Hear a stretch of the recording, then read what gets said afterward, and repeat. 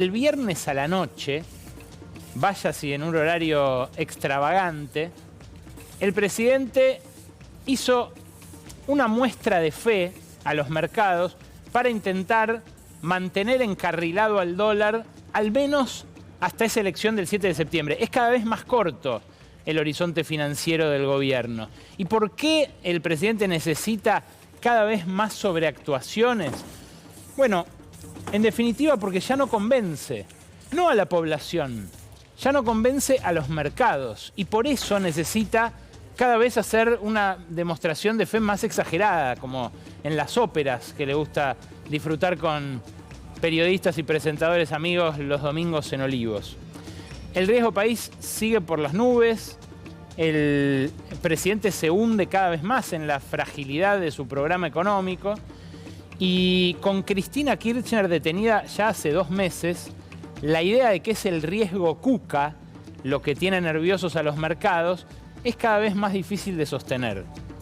Más bien, la inviabilidad del propio programa económico es lo que empieza a asustar a esos inversores que desde Wall Street miran y dicen, che, ¿qué está pasando en la Argentina luego de los 20.000 millones de dólares que acaba de avisar que le gira el Fondo Monetario a Milei para que se imponga en estos comicios de medio término?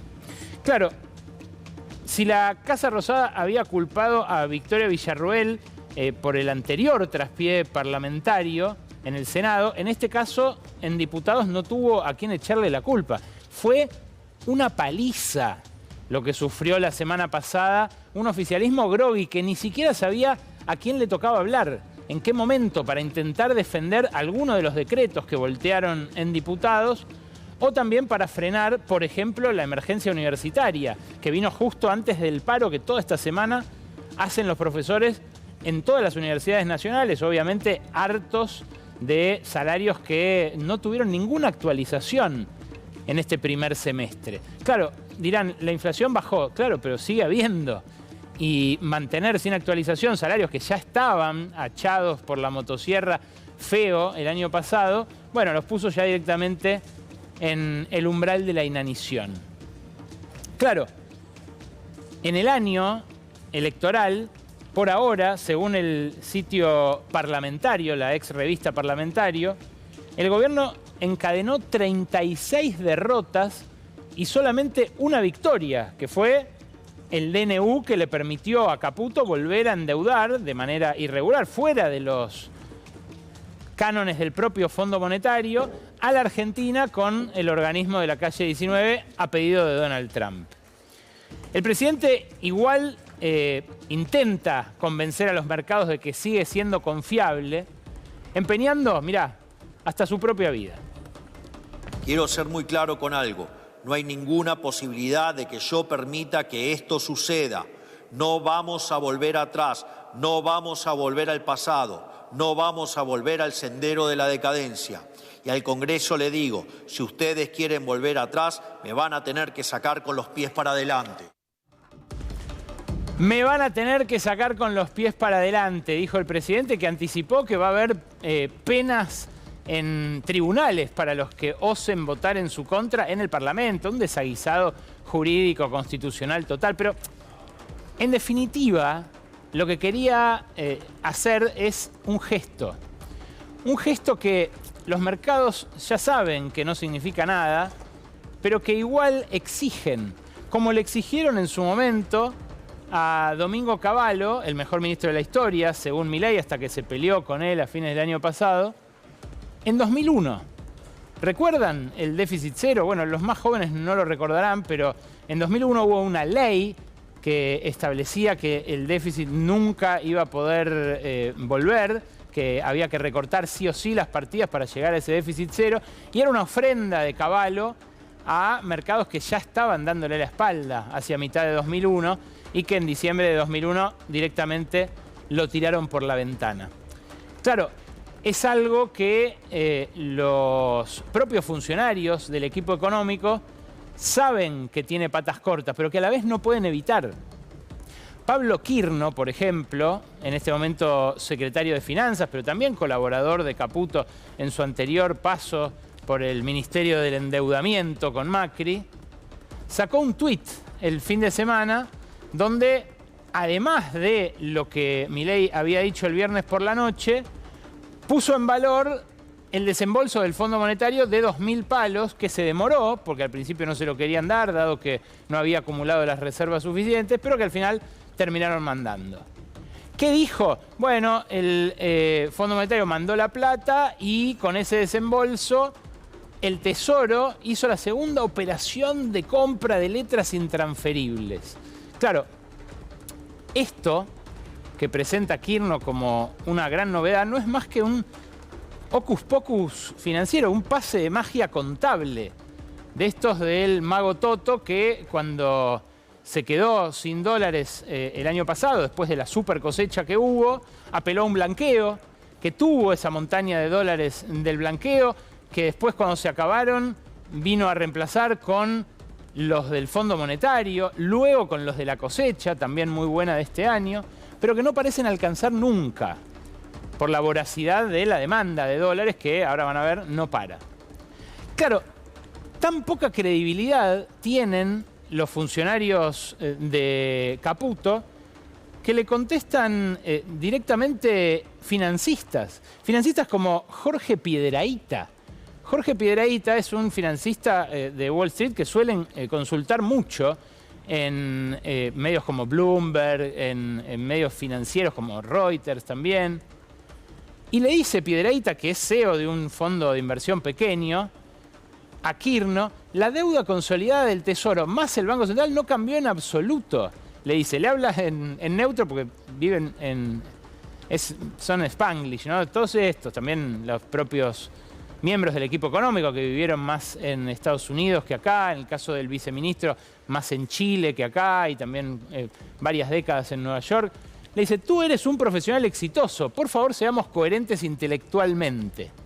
A lo cual Kirchner lo insulta, le responde que no sabe nada de economía, como suele pasar, esa pedantería tan de esta época y tan de las redes sociales, pero sin responderle el punto, que es que él lo que decía en su tuit es que con los dólares del fondo le compran las letras al Banco Central, que eran un pagadiós, pero que a la vez las rescata a valor de mercado. ¿Cuál es el valor de mercado de una letra intransferible? ¿Es lo mismo que el Banco Central le deba al Tesoro que la Argentina le deba al Fondo Monetario?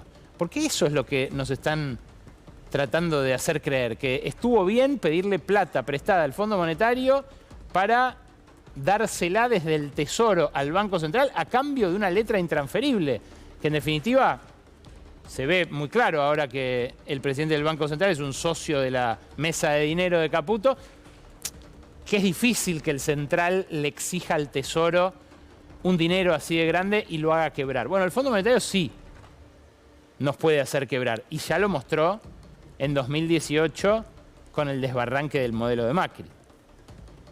Claro, cuando uno ve la mesa de la cadena nacional del otro día, ve que hay un banco de inversión, el JP Morgan, que tiene una presencia destacada en el gabinete.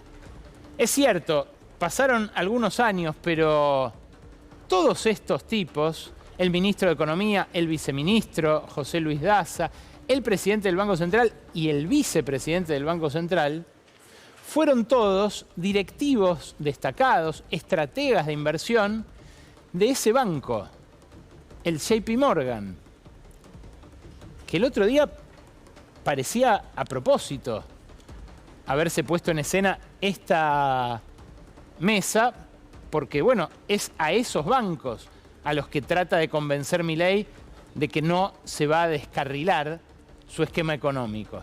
Claro, pone a 4 ex JP Morgan alrededor suyo y lo hace justo, esto circuló mucho en redes sociales, pero también por WhatsApp, que es algo que al gobierno inquieta porque no lo puede medir.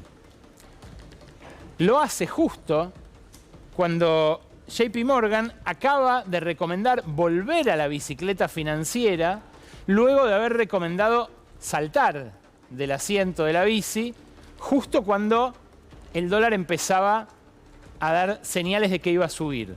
Claro, la pegan siempre. Los más conspirativos dirán, claro, la pegan siempre porque tienen todo el equipo económico. Sea por eso o sea por una cuestión de talento, JP Morgan dijo justo antes de que suba el dólar, un 10%, que había que abandonar la bicicleta, que ya era suficiente con el 20% que habían sacado en los 2 meses anteriores en pesos con el dólar quieto y que era hora de pasarse de vuelta a dólares para esperar la devaluación. La devaluación llegó, pegó un salto el dólar, la semana pasada bajó un poquitito, pero se mantuvo en ese escalón, un 10% superior al anterior. Y a partir de ese momento, con la suba de tasas para intentar hacer que los inversores no vayan al dólar, sino que se queden en colocaciones en pesos, volvieron a recomendar invertir en Argentina. Claro, de vuelta, siempre aprovechan la oportunidad en el momento justo. Saltan cuando hay que saltar, se pasan a dólares, vuelven a cambiar los dólares por pesos cuando sube la tasa y cuando el dólar parece haberse estacionado, al menos hasta septiembre, con la ayuda del Fondo Monetario en este nivel. Pero en el medio, lo que hace el gobierno para contener al dólar no es solamente subir la tasa, ahogar la economía, hacer que los créditos sean recontra caros de vuelta, frenar todo. También juega en los mercados de futuros. Y en esos mercados de futuros, por la devaluación, el mes pasado, perdió un montón de guita. Fíjate, casi 500.000 millones de pesos lleva perdidos desde mayo, simplemente por haberle apostado a los inversores que el dólar no iba a pasar de determinado punto y que después pasa. Por ejemplo, el día que terminó julio tenía una posición monstruosa de 2.500 millones de dólares. Vendía en 1.277. Y cuando cerró el mayorista, el último día de julio, a 1.352, tuvo que emitir, esperá que tengo que contar los ceros, tuvo que emitir 187.500 millones de pesos, a lo cual después se agregaron otros 80.000 millones de pesos por el contrato de diciembre que también habían vendido a la baja para intentar convencer al mercado de que no iba a subir. ¿Quién embolsa esa guita? También los grandes bancos de inversión, los que juegan en el mercado de futuros a la devaluación. En este caso, algunos extranjeros y otros locales también. Por eso me pareció muy atinado y muy destacable este proyecto que metió el diputado Esteban Paulón, diputado socialista por Santa Fe, a quien el presidente todo el tiempo, siempre que puede, le pega, en este caso porque dio en la tecla, con un impuesto extraordinario a las ganancias especulativas en el mercado de dólar futuro. Claro, si los fiscales y los jueces antes eran muy solícitos para investigar la cuestión del dólar futuro, cuando lo hacía Kicillof desde el Ministerio de Economía, llegaron incluso a inventar una causa gigantesca que terminó en la nada, porque era una medida de política económica. Bueno, ahora este diputado lo que dice es, no es una cuestión de tribunales, es una cuestión de política económica. Si están ganando tanta guita sin hacer nada, ¿qué tal si les cobramos un impuesto para poder darles lo que necesitan a los jubilados o a los discapacitados sin alterar el déficit fiscal? Veremos si le presta atención el presidente. Quizás, si fuera honesto con sus palabras del viernes, lo haga. Pero por ahora no hay señales de que vaya a hacerlo.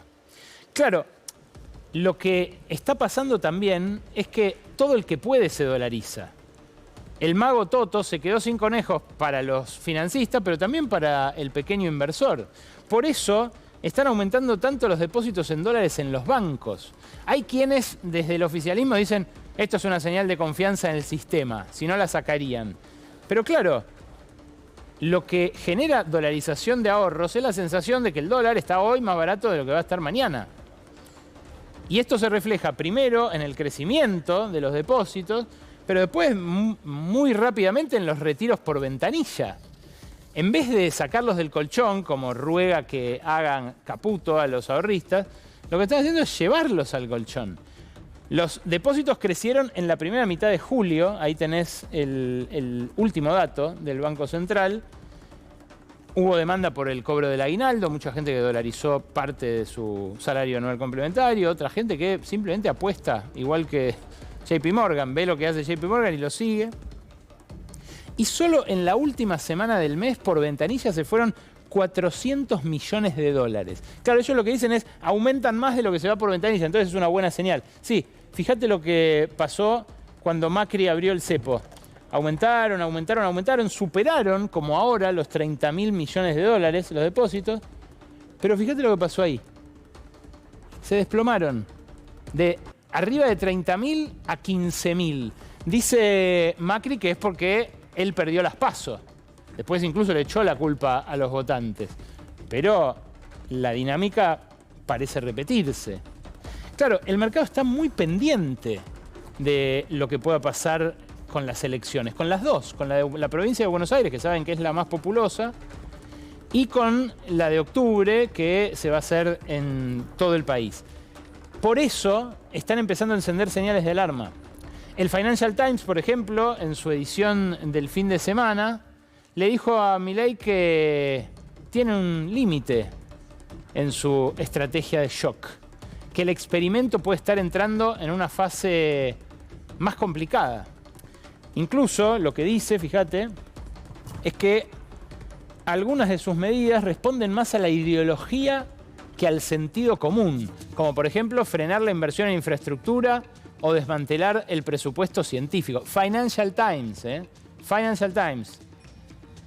Tampoco ha habido mucha consideración por medidas que el Estado podría adoptar para mitigar los daños de los recortes y ayudar a la economía real, dice el Financial Times. Esto debe cambiar porque el aumento del desempleo y la caída en el nivel de vida está erosionando el apoyo popular que Milei ha presentado como su principal fuente de legitimidad.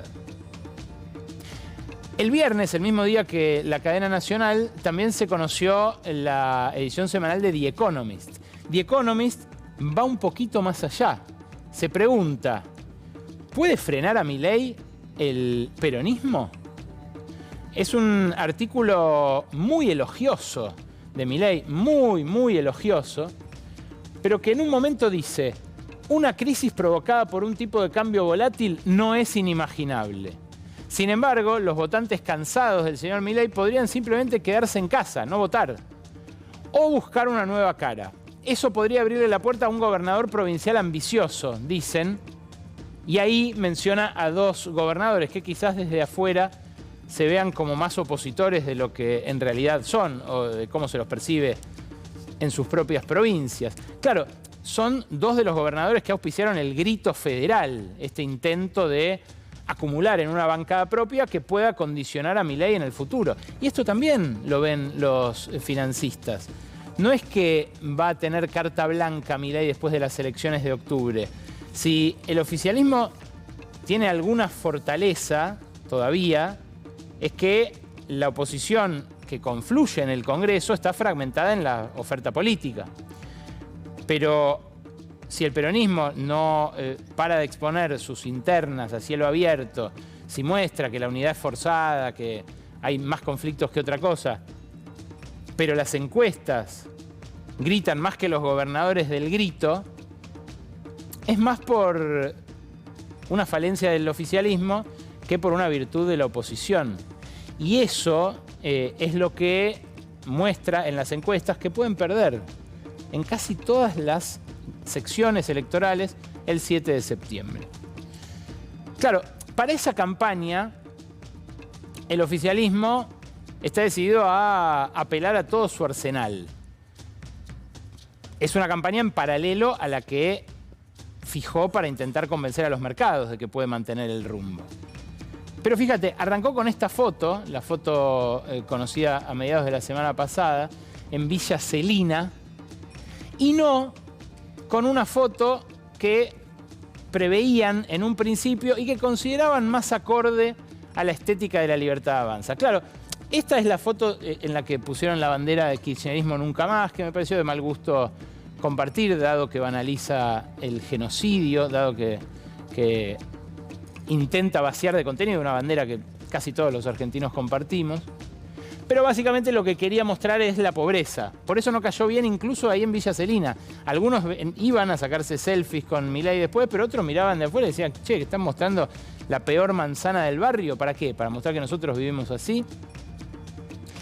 La foto que querían en realidad era una foto en el centro de distribución de Mercado Libre.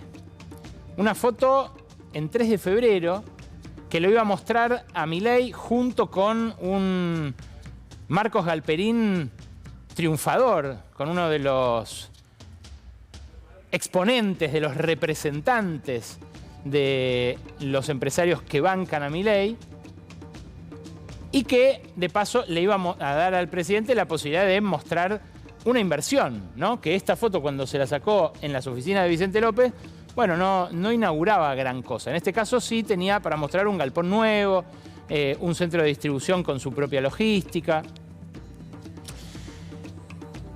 Galperín no podía, porque estaba cerrando balances ante la Securities and Exchange Commission, los balances trimestrales que presenta Mercado Libre allá en Wall Street, donde cotiza, justamente por no haber querido cotizar en la bolsa porteña.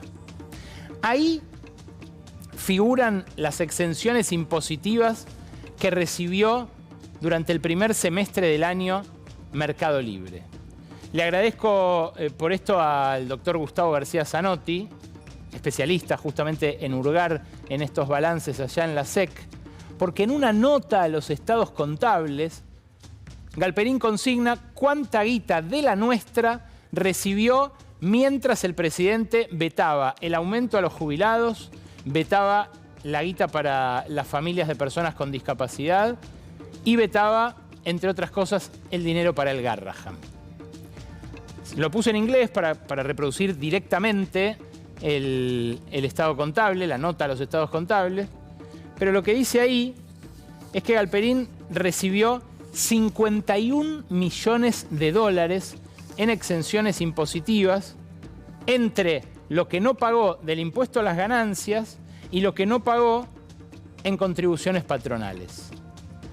En ambos casos se trata de beneficios garantizados por la Ley de Economía del Conocimiento, una ley que obtuvo amplio apoyo, multipartidario, pero que se votó en un contexto en el cual la motosierra no lastimaba a los sectores que está lastimando ahora.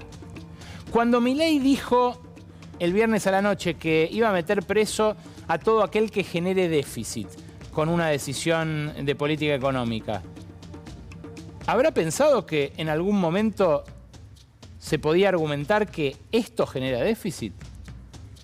¿O solamente son los fondos para los jubilados? ¿O solamente es el dinero para obra pública? ¿O solamente es el dinero para las familias con algún integrante con discapacidad? Bueno, estos son 51 millones de dólares en un semestre que mantienen la tendencia de los últimos años en las cuales cada año Galperín recibió 100 millones de dólares por año de la nuestra para fomentar un negocio que no parece necesitar que lo ayuden demasiado. Claro, el presidente no pudo tener esta foto con Galperín, tuvo la otra, pero igual se mostró bastante entusiasmado con sus nuevos socios. Hay uno al que pusieron en la punta, que hasta ahora es diputado del PRO, que mira con qué entusiasmo lo abrazaba y hasta lo alzaba. Es Cristian Ritondo, un hombre cuyas propiedades en Estados Unidos, a nombre de distintos trusts y fundaciones, no terminan de quedarle claro ni a la justicia ni a sus colegas del Congreso, pero que, bueno, está dispuesto no solo al mimo y al abrazo y al apapache con el presidente, sino también a convertirse en su candidato y en una de sus espadas parlamentarias. Claro, lo que no parece sonreírle como Ritondo al presidente es la percepción de la población sobre la situación económica.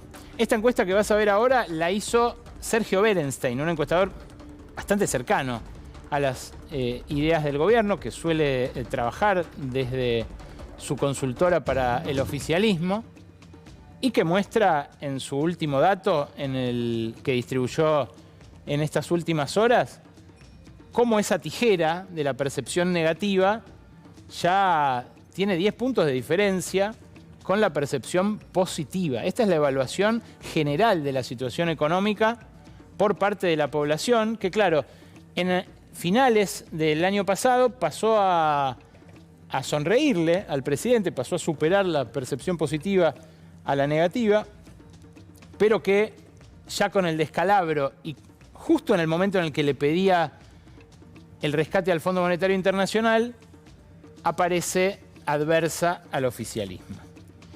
Es cierto que un mal desempeño en septiembre no obtura necesariamente la posibilidad de una victoria en octubre para La Libertad Avanza.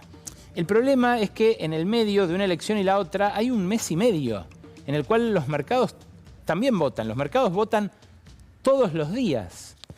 Y en ese lapso los inversores están tan reticentes a la Argentina que tranquilamente pueden desencadenar una estampida si ven que el resultado es muy adverso. Es lo que está advirtiendo el Financial Times, es lo que está advirtiendo The Economist. No es una situación holgada ni en lo político ni en lo financiero para un presidente que por algo se ve obligado a sobreactuar como lo hizo el viernes en esta cadena nacional. Claro, si uno mira los números de la economía, y ahora van a ver un dato exclusivo, en minutos nada más, en 5 minutos más o menos, mostramos un dato que realmente resulta muy impactante. Pero no dice lo mismo el número de PBI promedio del INDEC que este reprocesamiento que en este caso le pedí al mirador de la actividad del trabajo y la economía. Esto es la economía sin agro ni minería, o sea, ni hidrocarburos tampoco, sin nada de los frutos del subsuelo. Lo que hemos visto tanto el año pasado como este es una super cosecha. Vimos cómo se incrementó fuerte la producción de hidrocarburos de vaca muerta, en buena medida por el gasoducto Néstor Kirchner, que ahora se llama distinto, pero que se pagó con el aporte extraordinario de las grandes fortunas.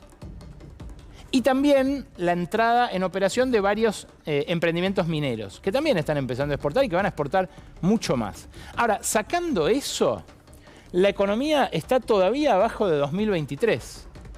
Esto se suele mostrar poco, pero es interesante porque explica la placa anterior, por qué los encuestados de Berenstein dicen que su economía no está mejorando como marcan los números del INDEC. Fíjate, cuando uno mira los sectores que más empleo generan: industria, construcción y comercio. Me hicieron otro gráfico también en números índices para despejar toda la inflación. Todo esto es producción física comparada año a año. Fíjate, aumenta del año pasado a este, después del desplome de 2024, pero todavía está muy por debajo de 2023 la actividad de estos tres sectores. Está incluso por debajo de la de 2022 y al nivel de la de 2021, cuando todavía había restricciones por la pandemia. Estos, repito, son los sectores que más empleo generan y son los que en su desempeño hunden el promedio que empujan para arriba los sectores extractivos, que generan ganancias también, pero que reparten mucho menos. Claro, la batalla de agosto es por la inflación. Lo que dice el gobierno es que a toda costa quiere llegar a las elecciones con la inflación en un piso. El viernes Milei dijo, el año que viene desaparece. Pero para julio, si uno mira, por ejemplo, este indicador, el de la inflación en los barrios populares, ya había desaparecido. Había desaparecido a un costo brutal, que es el de mantener planchado el dólar, hundir los sectores que te mostré en la anterior placa y poner en tensión las reservas del Banco Central, porque los ricos se compran todos los dólares que pueden, la clase media alta viaja todo lo que puede. ¿Qué pasaba en los barrios populares con los precios? Mirá, ahí tenés la variación mensual de julio, menos 0,04, menos 0,5 y 0,01. O sea, almacén, verdulería y carnicería prácticamente flat, como dicen en la City. Claro, Milei, intentando que esta situación se sostenga en agosto, con un dólar 10% más caro, saca un tuit explicando lo que había dicho el viernes, el sábado, pero larguísimo, incomprensible, con pretensiones de reelaboración teórica de algunos clásicos de largo, mirá, Hume, Cantillon, al final mete un poco de Keynes, también equilibrio general. Todo este brulote para intentar convencer a la población de que en agosto no va a haber traslado a precios de la suba del dólar de julio. Pero claro, no es lo mismo agosto que julio. Ahora es distinto. El consenso es que efectivamente ese 10%, al menos la mitad va a pasar a precios. No es la flotación virtuosa que describen los muchachos de la JP Morgan. Es una flotación en la cual las subas traen consecuencias. Y si no, mira este dato. Es el de LSG, que mide la consultora que fundó Martín Lustó en su momento, mide semanalmente la inflación de alimentos y bebidas. Revisa más de 200.000 precios de los supermercados online. Las últimas 4 semanas habían marcado 0,3, 0,1, menos 0,2 y menos 0,4. La semana pasada, 2% arriba.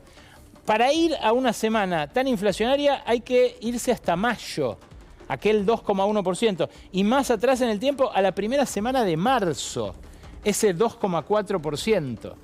Todos los demás fueron indicadores más suaves que los de la semana pasada. La semana pasada hubo un fogonazo inflacionario. Y no solo lo nota LSG, lo nota Equilibra también. La consultora de Martín Rapetti, quizás el que con más precisión dijo, che, el dólar va a subir. No es verdad que se va a ir al piso de la banda como decía Milei. ¿Qué midió Equilibra? Mira, frenalo ahí. Automóviles, nafta, productos de limpieza, cuidado personal. Esta es la inflación semanal de todos estos productos. Si podés subirlo, lo podés arrancar de nuevo, porque lo de los autos es impresionante. Los autos trasladaron el dólar directamente. Claro, ustedes me dirán, no todo el mundo se compra un auto. Es cierto, pero fíjate, del 12,4 que aumentó el tipo de cambio oficial, los autos trasladaron inmediatamente la mitad. Los otros van más de a poco. Pero tenés golosinas, remedios, aceites, todos arriba del 2%. Otros alimentos, 1,6%. Insisto, en la semana. ¿Qué no va a haber pass-through? Hay y mucho. Pero lo último que vamos a mencionar en este comentario editorial tiene que ver con el plan Platita que desplegó la Libertad Avanza para llegar a estas elecciones. Porque no dejó esto librado al azar.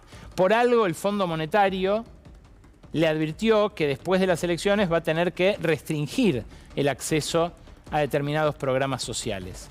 Esto que vas a ver ahora es una reelaboración de Exquanti, otra consultora especializada en estas relecturas de la encuesta permanente de hogares, que muestra hasta qué punto son determinantes los subsidios para que la gente se mantenga ahí, al filo de la pobreza y no se dispare.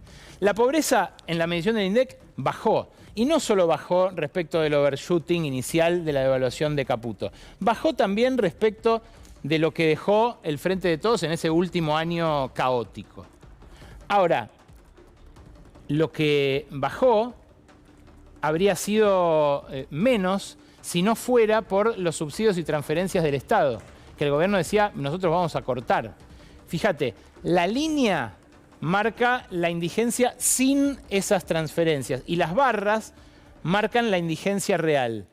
Sería de un 60% más, en vez de 6,9%, 11,2% la indigencia, si no fuera por esa ayuda. Y ahora lo que vas a ver es la pobreza. La pobreza la tenemos en otro gráfico. Este me parece que mezclaron este es el de pobreza. Este es el de pobreza, la anterior de indigencia lo pusieron al revés acá, pero esto es lo que rige, que es este gráfico. La pobreza sería 2 puntos más si no fuera por esas transferencias. Y ahora vas a ver lo que me pareció más revelador de este informe. Poné las últimas dos, Rodo, porque es impresionante ver esto. De los ingresos de los hogares pobres, de los ingresos de las personas pobres, cada vez mayor porción es la que representan los subsidios y las transferencias del Estado. Lo que grafica esta placa es eso, exactamente. De los indigentes, ¿cuántos ingresos provienen de los subsidios? Obviamente, en el 2020 y 2021 estos eran números altísimos. Más de la mitad de los ingresos provenían del Estado. Pero fíjate cómo en 2024, cuando debería haber empezado a florecer la economía de la libertad para los sectores menos pudientes, salta al doble la proporción de los ingresos de hogares pobres explicados por las transferencias del Estado. Saltan del 18 al 27% y después se van arriba del 31%.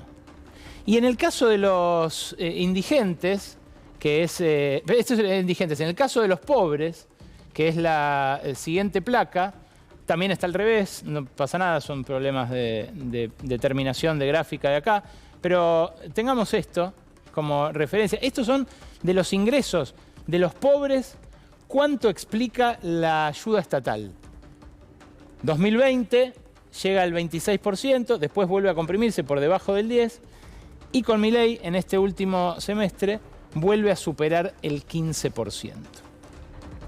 Claro, cuando lo hace el peronismo, es demagogia preelectoral. Cuando lo hace el PRO, que lo hizo muy masivamente en la época de Carolina Stanley, o cuando lo hace Javier Milei, es un salvavidas necesario. Por supuesto que es necesario asistir a los que se caen del mapa. Lo que empezamos a ver cuando nos asomamos a estos números es que se hace, una vez más, pensando en unas elecciones en las cuales las encuestas no le sonríen al gobierno.